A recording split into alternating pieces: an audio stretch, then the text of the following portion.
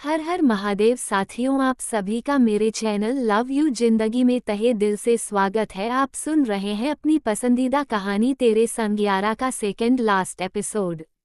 रात की करीब 11 बजे बज गए थे। आज इवेंट के खत्म होने के उपलक्ष्य में जबरदस्त पार्टी हुई थी और पार्टी के बाद एक एक करके मेहमान निकल रहे थे। हालांकि यह पार्टी आज पूरी रात चलने वाली थी, लेकिन फैमिली वाले लोग 11 बजे तक खा पीकर अपनी अपनी जगह रिटर्न हो रहे थे। राजपूत ग्रुप के 5 होटल में विदेशी क्लाइंट्स मेहमानों के साथ मॉडलों के रुकने और ठहरने की व्यवस्था की गई थी। अभी भी जिस होटल में पार्टी चल रही थी वह राजपूत ग्रुप का ही 20 मंजिला होटल था। इसके 10th फ्लोर पर वीवीआईपी गेस्ट ठहरे हुए थे और सेकंड फ्लोर पर पार्टी हो रही थी। ग्राउंड फ्लोर पर अभिनव जी प्रथम जी के साथ बात कर रहे थे।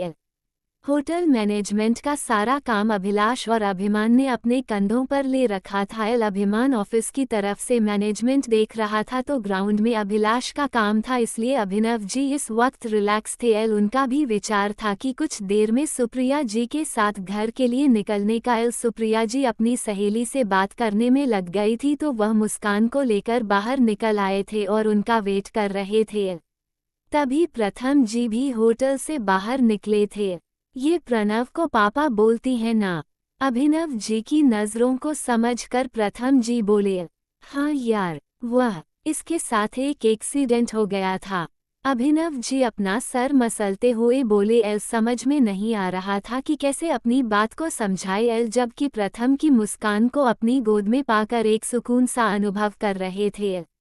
उनकी सिचुएशन का अनुमान केवल इसी चीज से लगाया जा सकता था कि उनकी गोद में जो बच्ची थी वो उनकी अपनी थी, उनका अपना खून, उनके अपने बेटे की बेटी। लेकिन इस वक्त उसे वह अपनी कहकर उस पर हक भी नहीं जमा पा रहे थे। गजब सी बेचैनी दिल के अंदर मचल रही थी।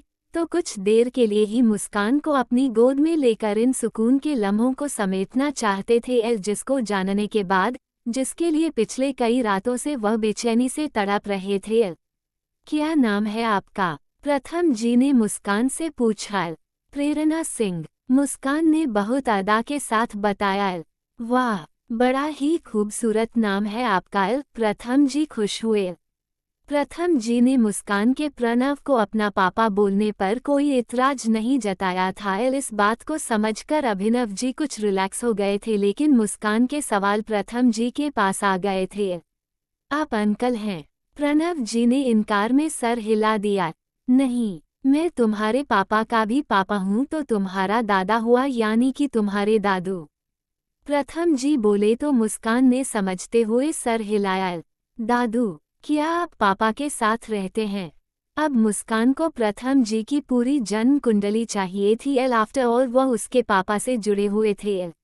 नहीं, तुम्हारे पापा मेरे घर में रहते हैं। प्रथम जी हंसते हुए बोले। क्यों, पापा के पास घर नहीं है? ये बात तो तुम अपने पापा से पूछना तो पड़ेगा ही। मुस्कान सोचते हुए बोली।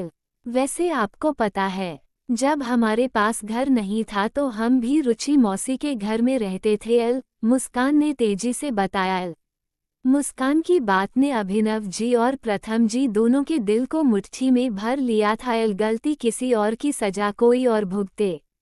अगर गलती पलक और प्रणव की थी तो इस गलती की सबसे अधिक सजा इस छोटी सी बच्ची मुस्कान को मिली थी। जो हो गया था सो हो चुका था, लेकिन अब आगे ऐसी गलती नहीं करनी थी।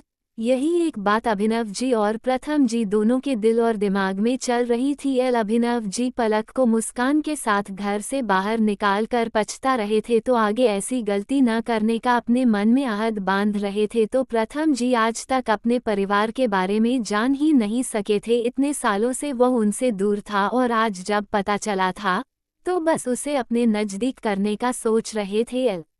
इतने सालों में जो गलती हो चुकी थी सो हो चुकी थी, पर अब वह अपनी पोती को दर दर की ठोकरें खाने के लिए छोड़ नहीं सकते थे। वैसे एक बात बताता हूँ मुस्कान, तुम्हारे पापा जिस घर में रहते हैं ना, वह घर मेरा भी नहीं है। प्रथम जी ने कुछ मुंह बनाते हुए कहा। तो फिर किसका है दादू? वह घर मेरी प्रेरणा का है। प्रथम जी ने मुस्कान के सर पर प्यार करते हुए कहा। मुस्कान खुश होकर खिलखिला दी।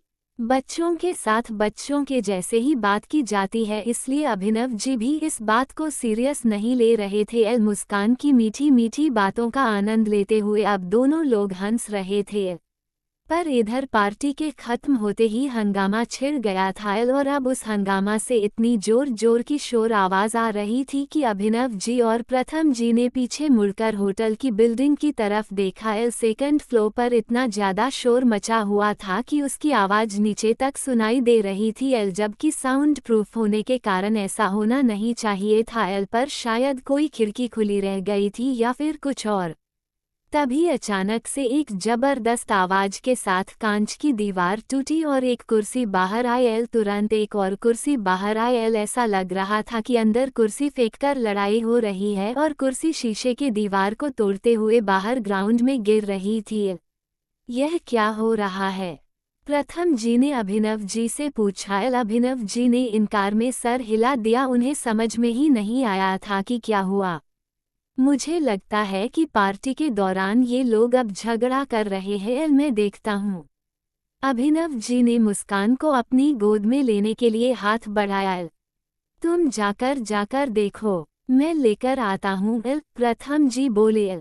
लेकिन उसके पहले ही लगातार हो रही आवाजों के बीच में प्रणव के चिल्लाने की आवाज आई। प्रथम जी लाखों की भीड़ में यह आवाज पहचान सकते थे। वह मुस्कान को लिए बिना ही तेजी से अंदर होटल की तरफ दौड़ पड़े। आखिर क्या हुआ था अंदर पार्टी हॉल में, जानने के लिए बने रहे अगले भाग तक। अगला भाग लास्ट एपिसोड होगा और अब तक की आप अपनी प्रतिक्रिया कमेंट के माध्यम से मुझे बताएं। खुश रहिए, स्वस्थ रहिए, मस्त रहिए और यही यूट्यूब पर मिलते रहिए। मिलते हैं अगले भाग के साथ। हर हर महादेव।